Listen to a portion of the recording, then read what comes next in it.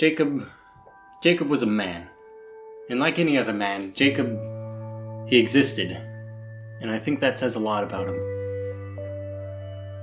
Jacob and I went to Harvard School of Law together, and we commented on the social injustice in the world and everything that we could do to change that. And then we commented on the fact that we were 5 minutes late for our community college course, and we left, and we never went back to that school. You know, for like 5 years, I didn't know what Jacob's name was. I just kept calling him, "Hey, Sergi ex Arrogantis, how are you doing?" And he would just say, "What's up?" And it's just so powerful. Until one day, I heard his name called up when he was winning a Nobel Peace Prize. They said, "Jacob." And I was like, I wonder who that is. And he stood up from right next to me. And I said, "Sergi ex Arrogantis, what are you doing? You're gonna make us look a fool." And he said, "That's not my name." "That's not my name," he said to me. And I sat there, watching him grab that Nobel Peace Prize for being a science doctor. And I thought, he's the least arrogant man I know. And I stood up and clapped. And then I realized no one else was clapping, because he was in the middle of his speech. And yes. Jacob Hussein El-Fattal. Yes, that was his name. It was a secret for years. He was a very special person in that he needed to take classes with other special needs students. And he outshone all of them, as I'm sure you all know, that he won a Nobel Peace Prize at the age of 9 for taking down Osama bin Laden and his drug kingdom. It was a secret for many years of young Jacob Hussein's life that Osama was his father, and once he won that Nobel Peace Prize, he decided to let everybody know the truth. He grew up in a Pakistani household where he was a king, and Osama bin Laden tried to kill him several times because of his good looks. Was he an idiot? Yes, but that idiot saved the United States of America. Jacob Hussein? Yeah, I knew him. I actually knew him when he was born. I worked as an au pair for him and his father back in the drug lord days. I always had to chase his father around with a broom. I'd say, "Stop trying to kill your son. Stop trying to kill your son." You know? Once I finally left that house, many years later, friendless, penniless, because of my good looks, I went to America, where I ran into Jacob many, many years later. It was after he had fought in Vietnam for the Charlies. He had lost both of his kids. I'm sorry. Can we cut? Can we just stop? Just so hard for me to think of him with both those eye patches.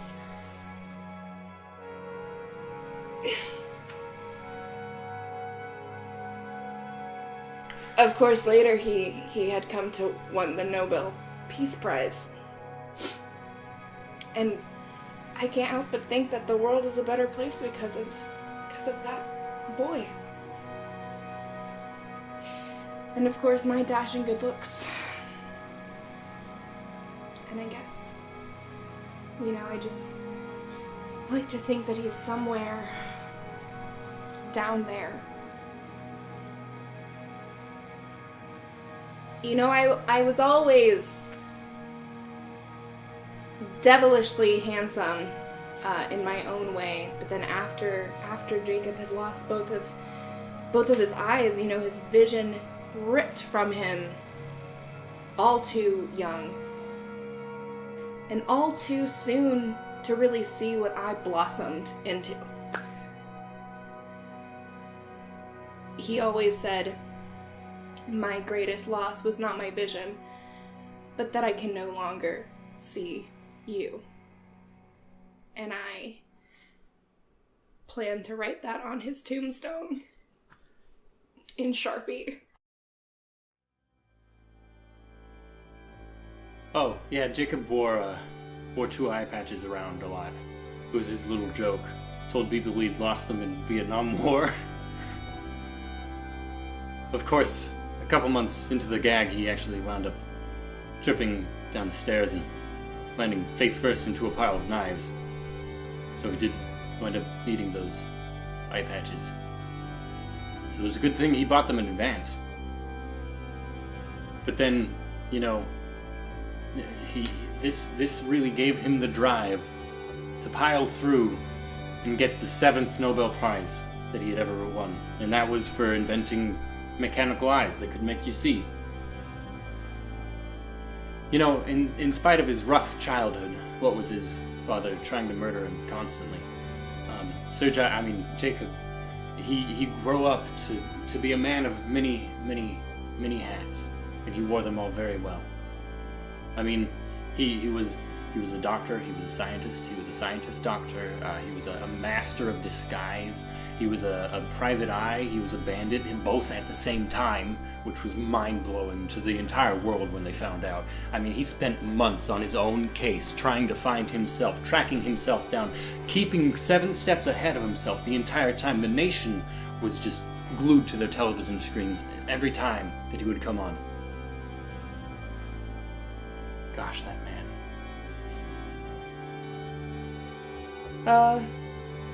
Jacob and I, we didn't really get along.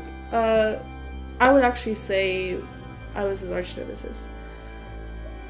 I mean, he gets all of these awards, and it's like, I did just as much as him while watching TV.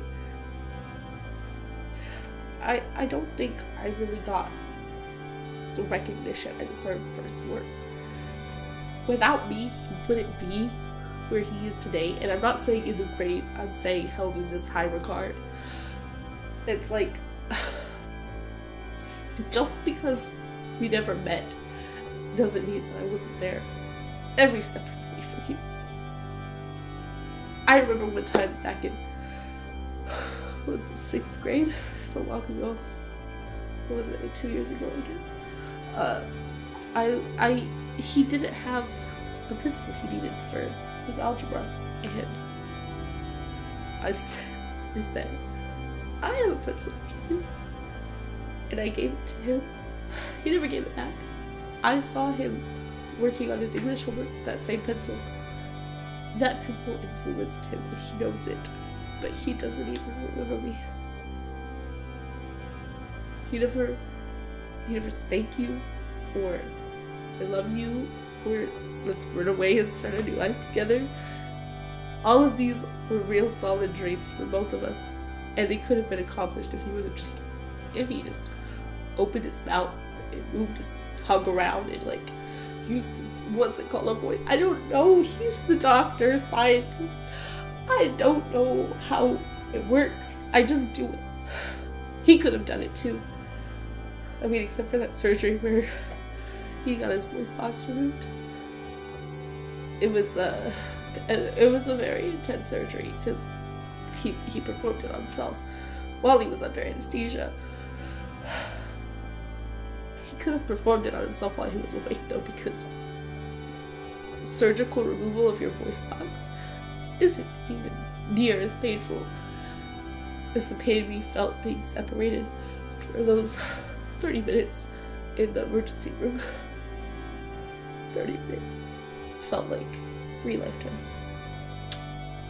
3.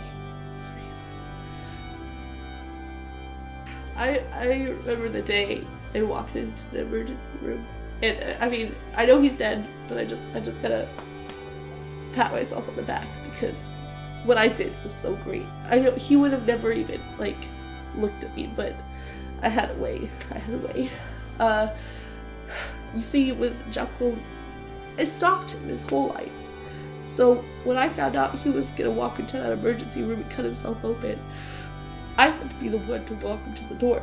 So, being the genius that I am, even a little bit more genius than him, don't tell him he's dead, you can't tell him. I dressed up as an elderly man, and I told him, I am blind, and I have brittle bones. Will you walk me across the street? Little did he know it was me walking him across that street. And we got to the door, and he said, have a good day. It was at that point that I knew it was over. That's when I knew I had to forget about him. I still visit his grave every so often. And I still can't get off that darn Sharpie. It should have been me.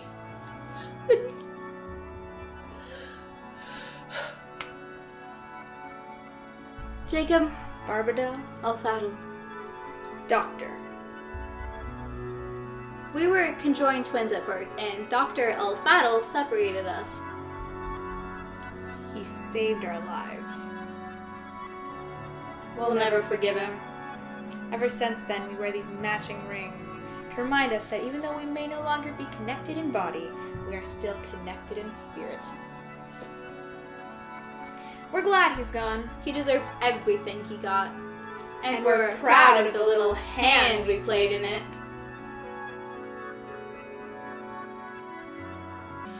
Hi, I'm Dorothy, and this is my husband.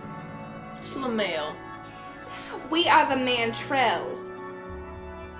We are the adopted parents of Jacob Charlene Elfatel. We just love that little boy, even though he was already 48 when we adopted him. We took him in because we felt real bad about who his daddy was, always trying to kill him and whatnot. It was just awful. So I took him in and made him pies and set them out for the hobos to get at the windowsills. Bless your heart, sweetie. Oh, honey boo. Yes, it's such a shame that we lost Jacob so early in his life, only at the ripe age of 71. Well, when we took him in, we were already at the ripe old age of 14. We were child brides. Yes, some people say that we did get married quite young, but I mean, where we come from, we were quite old, as we all know that when women reach a certain age, 12, her childbearing years are already behind her. And that's why we knew we had to adopt. We were so young when we got married, but too young to have children. So we adopted young Jacob Charlene Elfatel at the ripe age of 36. And we just raised him right as our own. It was difficult, for he didn't want to listen to us because we were only 14, but what are you going to do? But I still raised him the way I would of someone my own. I made pies, I cook, I clean, I smack him in place. And I, of course, taught him the most important lesson of all, how to womanize. Why don't you go make me a sandwich? Yes, Snookums.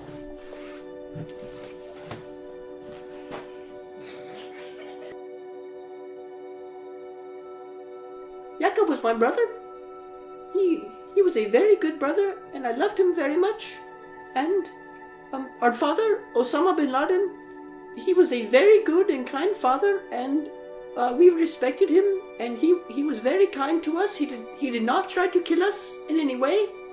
A lot of people seem to believe that he tried to kill us, and it is incorrect, and it is inconceivable, and it is a falsehood, and I will not have it against my father, who is dead currently, like my brother, who is also dead. I'm sorry, it's really emotional. really love my brother a lot, and it really reminds me of a story of when we were at our house, a simple farmhouse, and my father, he was off doing what he did at the time. And my brother and I, we were chasing pigs in the yard, and we slaughtered the pigs, yes, and we ate them for breakfast. They were very delicious, actually.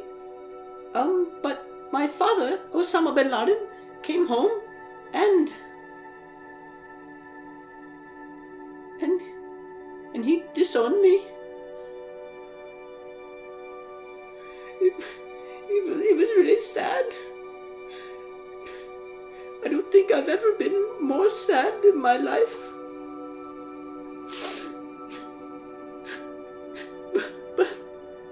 But he was a good father, all in all.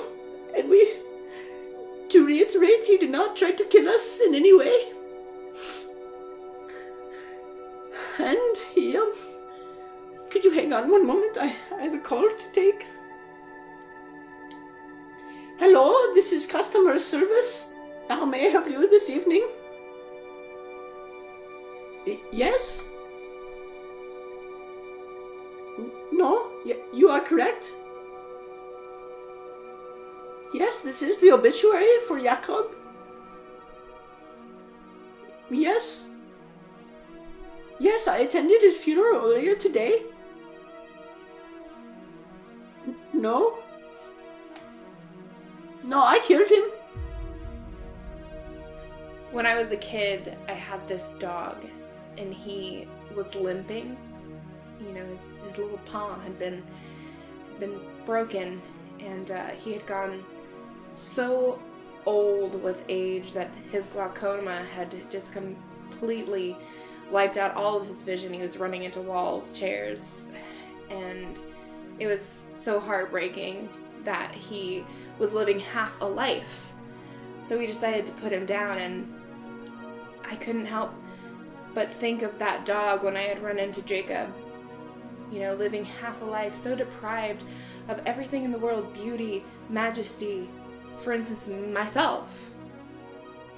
And I let it go on too long with Frisky.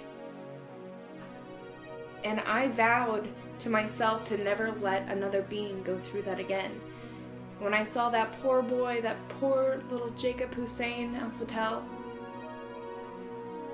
suffering without the light that is myself, I knew it was time, and that something had to be done. I decided that I admired Jacob's work so much that I would really like to meet him, and on a chance encounter I saw him in a steak restaurant, and I walked over to say hello when I accidentally slipped into him with a knife. And then 3 other people did too. So I don't know what that means medically. I killed him, but I hope that he rests in peace. He did. She did it. Yeah, I watched him die on the battlefield. I shot him. What? He died? I did it. The weight was so unbearable, I knew that this was something that I had to do by myself. I killed him myself. There were 6 others. There were 4 others. There were 2 others there at the end of his race. On the podium, but he was in first. I believe the medical term for the way that he died was in agonizing pain over a long period of time. I wish I could say that it was short and sweet, but I'm a terrible aim. He went fast. We were in track together, and man, could he run. It was really quick and agonizingly painless. slow. It was medium paced. It was really messy. Oh, I'm sure it was really painful running in those rock-hard cleats. But But surprisingly, it was very clean. messy.